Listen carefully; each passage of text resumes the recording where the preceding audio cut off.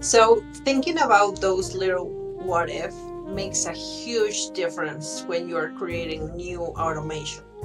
Why? Because that way your automation will be set for 100% successful situations if you think of all the different variations of how and what will happen once a contact reaches your trigger position.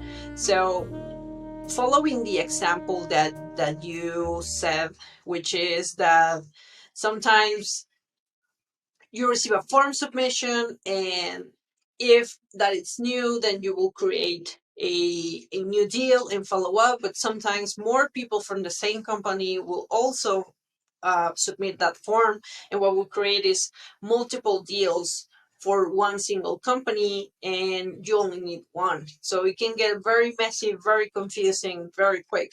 So um, to avoid that, what you do is create if then branches like this one. So let's assume they fill out this form, and what would you do is create this branch and make sure that if the situation is that there's no deal, so let's make sure that number of associated deals is unknown, then you will create a deal and follow up with that. But if that company already has a deal, then what you would do is just create a notification for the person responsible of that one, and just follow up in the deal that already exists. Of course, we can get very greedy and very specific with it. So we can also add even more filters, and think about, for example, here the only filter that we are considering is that a deal exists. But what happens if the deal is in a close lost or close won, and now this is like a new business process that we are starting all over again?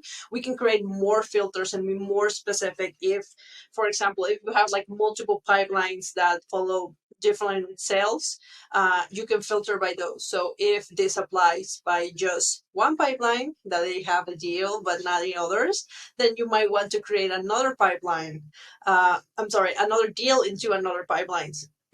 So you can play and be very, very specific and very greedy into when do you create and when do you not, but always using the if then branch. And then you can avoid having creating multiple deals and multiple contract records or tickets or whatever may apply. Or even this could work for segmenting or filtering who to send different communication with.